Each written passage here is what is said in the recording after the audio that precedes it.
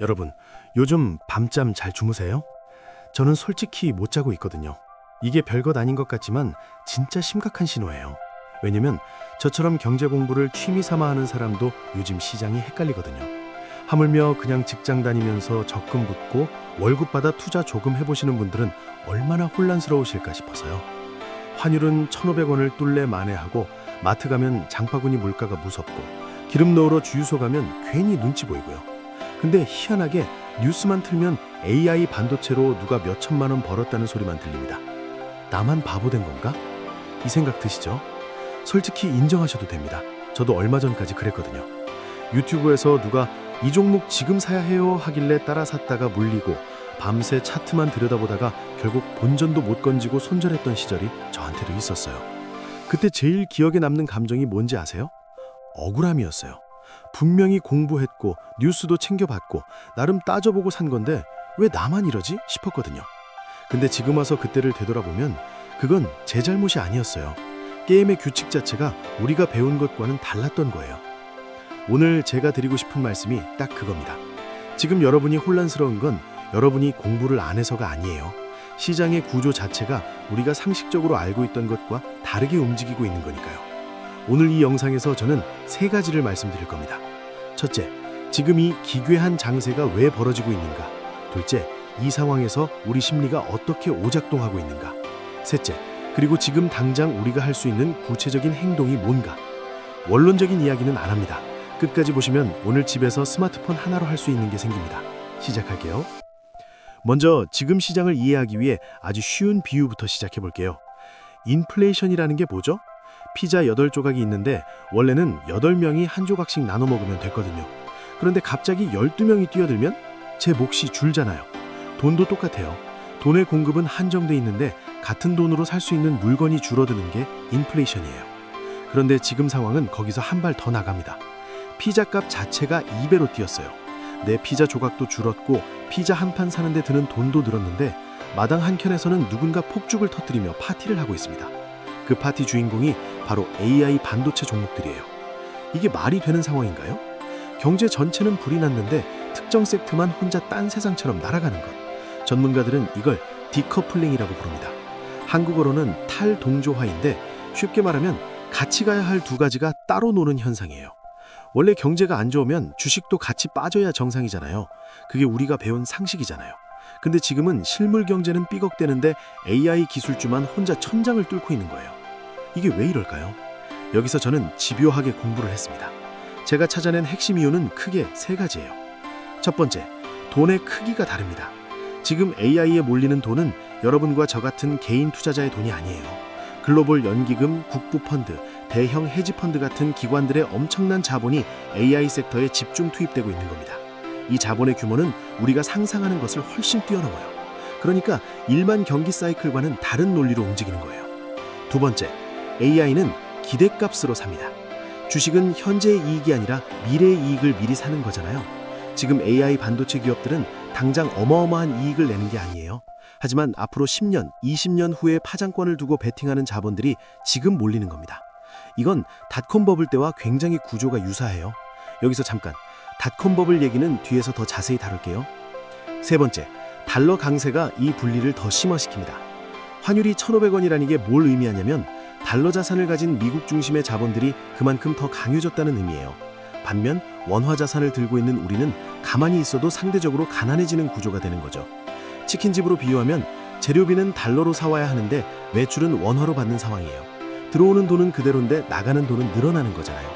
우리 실생활이 딱 그 구조예요. 이제 역사 공부를 잠깐 해볼게요. 저는 항상 이런 질문을 스스로에게 던져요. 지금 이 상황, 과거에도 있었나? 왜냐면 시장은 새로운 옷을 입지만 인간의 탐욕과 공포는 수천 년이 지나도 변하지 않거든요. 2000년 전후 닷컴 버블을 기억하시나요? 모르시는 분들을 위해 아주 간단히 설명드릴게요.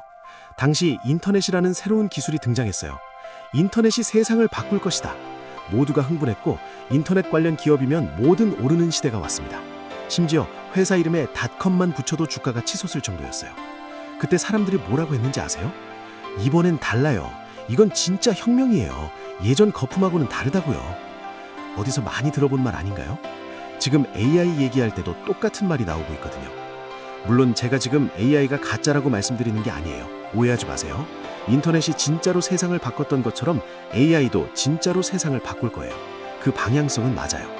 문제는 타이밍과 가격이에요. 닷컴 버블 때 아마존이라는 회사가 있었습니다. 지금은 세계 최대 기업이나죠? 근데 닷컴 버블 이후에 아마존 주가가 얼마나 빠졌는지 아세요? 무려 95%가 빠졌어요. 지금 1억을 넣었으면 500만 원이 된 거예요. 결국 회사는 살아남았지만 그때 들어간 투자자들은 주가가 버블 이전 수준으로 돌아오는데 10년이 넘게 걸렸습니다. 자, 그럼 다시 오늘로 돌아와 볼게요. 현재 AI 대장 기업들의 밸류에이션, 즉 주가 수익 비율을 한번 볼게요. PER이 뭔지 모르시는 분들 위해 비유 하나 드릴게요. 동네에 분식점이 있어요. 연간 순이익이 1,000만 원입니다. 이 가게를 1억 원에 산다면 PER이 10배인 거예요. 즉 지금 수익 그대로 유지되면 10년 뒤에 투자금을 회수할 수 있는 거죠. 보통 건강한 기업의 PER은 10배에서 20배 사이예요. 그런데 지금 일부 AI 기업들의 PER이 50배, 70배를 훌쩍 넘어요. 분식점 기준으로 치면 연 1,000만 원 버는 가게를 7억 원 주고 사는 셈이에요.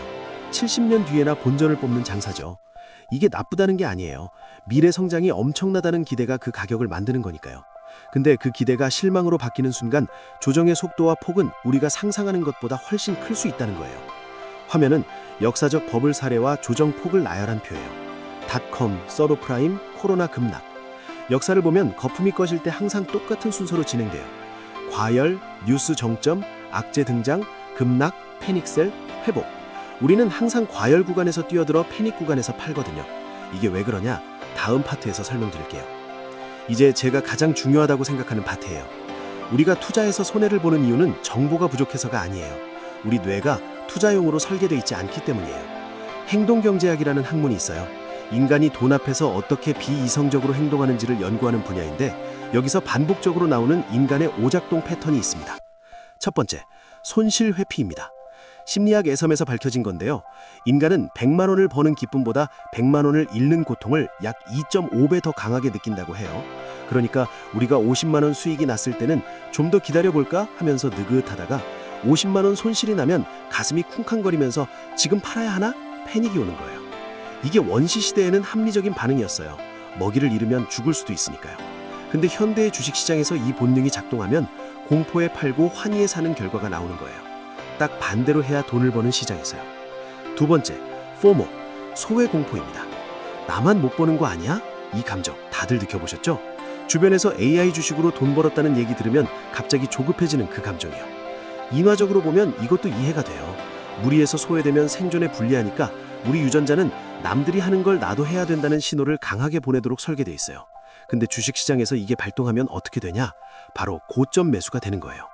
뉴스에서 연일 AI주 또 신고가 하고 나올 때 그게 바로 세력이 물량 털고 나가기가 가장 좋은 타이밍이기도 하거든요. 저는 항상 이 질문을 먼저 던져요.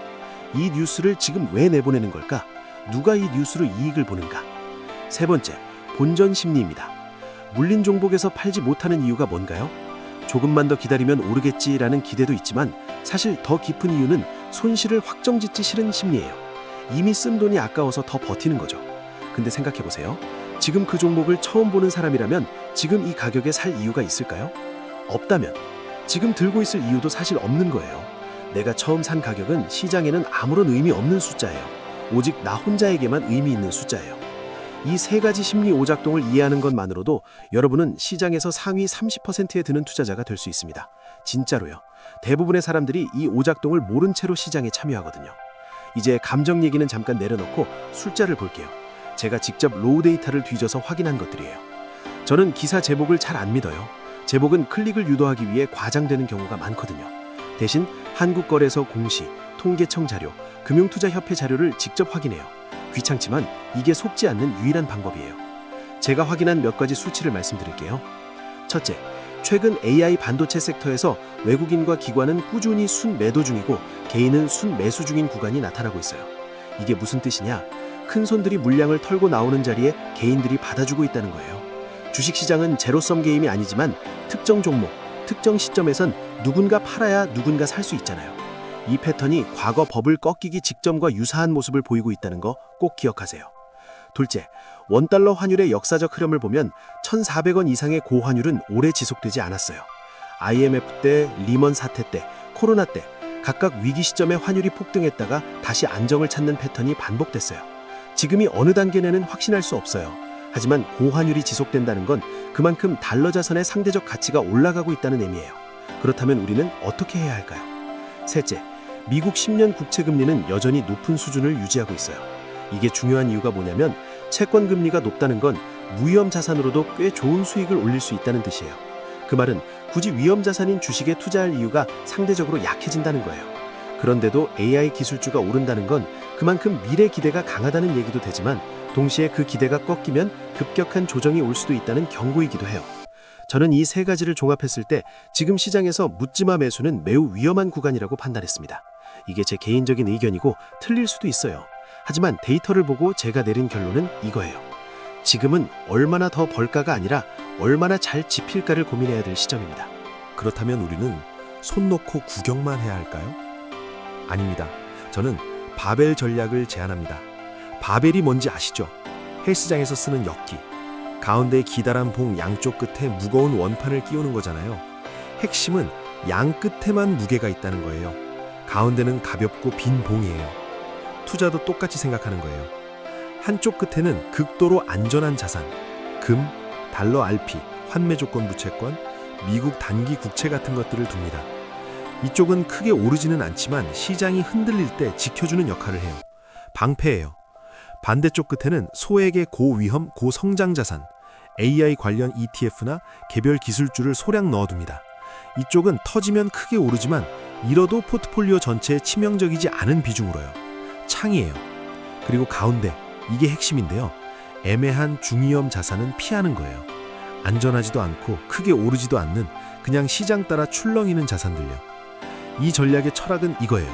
하방은 막고 상방은 열어둔다. 구체적인 비율로 말씀드릴게요. 저는 이걸 참고용으로만 보시길 권해요. 각자 상황이 다르니까요. 안전자산 60에서 70%, 성장자산 10에서 20%, 나머지는 현금. 이게 제가 지금 이 시장에서 유효하다고 생각하는 기본 구성이에요. 그거 너무 보수적인 거 아닌가요? 하실 수 있어요. 맞아요. 공격적이진 않습니다. 근데 여기서 중요한 게 있어요. 주식시장에서 20% 잃으면 본전을 찾으려면 25% 올라야 해요. 30% 잃으면 43%를 올려야 원금이에요. 50% 잃으면 100%가 올라야 겨우 본전이에요. 즉, 지키는 게 버는 것만큼 중요한 거예요. 아니, 어떤 국면에서는 지키는 게 더 중요해요. 이제 진짜 실전이에요. 원론적인 이야기는 여기서 끝이고요. 지금 바로 따라하실 수 있는 체크리스트를 드릴게요. 스마트폰 꺼내셔도 됩니다. 체크 1. 내 포트폴리오 AI 비중 확인하기. 증권 앱, 삼성증권, 키움, 미래에셋, NH 어디든 좋아요. 켜시고요. 하단 메뉴에서 내 계좌 또는 보유 종목으로 들어가세요. 거기서 AI 관련 종목, 반도체, AI 소프트웨어, 데이터 센터 관련 종목들의 평가 금액을 더해보세요. 그 합계가 전체 투자 자산의 70%를 넘는다면 오늘 이 영상이 끝나기 전에 리밸런싱을 진지하게 고민하셔야 해요. 체크 2. 달러 RP 또는 달러 MMFU 개설하기. 안전자산을 마련하는 가장 쉬운 방법이 달러 자산 편입이에요. 달러 RP는 증권사에서 아주 간단하게 개설할 수 있어요. 미래에셋 앱 기준으로 말씀드릴게요. 앱 열고 상단 검색창에 달러 RP 검색, 가입 버튼 클릭, 끝이에요. 금리도 원화 예금보다 높은 경우가 많고 환율 상승 시 추가 수익도 기대할 수 있어요. 체크 3. 자동 손절 설정하기. 이거 진짜 중요한데 대부분이 안 하고 계세요. 주식 사고 나서 손절가를 미리 예약해두는 기능이에요. 예를 들어 10만 원짜리 주식을 샀으면 7, 8만 원에 자동 매도 예약을 걸어두는 거예요. 키움증권 기준으로는 주문 탭, 조건부 주문, 손절 설정 메뉴에서 할 수 있어요. 이걸 해두면 내가 화장실 가 있는 동안 주가가 폭락해도 자동으로 잘라줘요. 감정이 끼어들 틈이 없는 거죠. 체크 4. 네이버 증권으로 기업 건전성 확인하기. AI 종목에 신규로 투자하고 싶으신 분들은 네이버 증권 앱 켜시고 종목 검색, 종목 분석 탭 들어가시면 PER, ROE, 부채 비율이 한눈에 나와요. 부채 비율이 200%를 넘는 기업은 경기 침체 시 위험도가 높아요. ROE가 10% 이하면 자기 자본을 그다지 효율적으로 쓰지 못하는 기업이에요. 이 두 가지만 체크해도 쓰레기 종목은 걸러낼 수 있어요. 체크 5. 금 ETF 소액 편입 검토. 금은 주식이나 채권과 반대로 움직이는 경향이 있어요. 달러가 오를 때도 위기가 와도 금은 잘 버티는 경우가 많았어요. 직접 금을 살 필요 없이 증권사 앱에서 코덱스 골드 선물 또는 ACE KRX 금 현물 ETF를 소액으로 편입하는 방법이 있어요. 전체 포트폴리오에 5에서 10% 정도만 넣어도 위기 때 완충 역할을 해줄 수 있어요. 오늘 내용이 좀 길었죠? 근데 저는 이런 중요한 얘기를 1분짜리 쇼츠로 전달하고 싶지 않아요. 여러분과 진짜 대화를 하고 싶거든요. 오늘 제가 드린 핵심 메시지를 한 줄로 정리하면 이거예요. 지금은 얼마나 더 벌까가 아니라 얼마나 잘 지킬까를 고민해야 할 시점이다. 시장은 항상 우리의 감정을 자극해요. 포모를 건드리고 손실 회피 본능을 자극하고 본전 심리로 발목을 잡죠. 근데 그 메커니즘을 알고 있는 사람은 흔들리는 속도가 달라요. 여러분이 오늘 이 영상을 끝까지 보셨다는 건 그냥 유튜브 알고리즘에 끌려다니는 사람이 아니라는 증거예요. 공부하는 사람이라는 거예요. 저도 완벽하지 않아요. 아직도 배우는 중이고 틀리는 날도 있어요. 그래도 계속 공부하는 이유는 딱 하나예요. 속지 않기 위해서요. 그리고 그 과정을 여러분과 함께 하고 싶어서요. 오늘 내용 중 공감되는 부분 또는 이건 좀 다르게 생각한다 하는 부분이 있으시면 댓글에 남겨주세요. 다음 영상에서는 고환율 시대 달러 자산을 어떻게 정립할 것인가를 집요하게 파헤쳐볼 예정이에요. 저도 지금 이 부분을 열심히 공부하고 있거든요. 같이 공부합시다. 오늘도 끝까지 봐주셔서 진심으로 감사드립니다. 흔들리지 마세요. 우리 같이 버팁시다.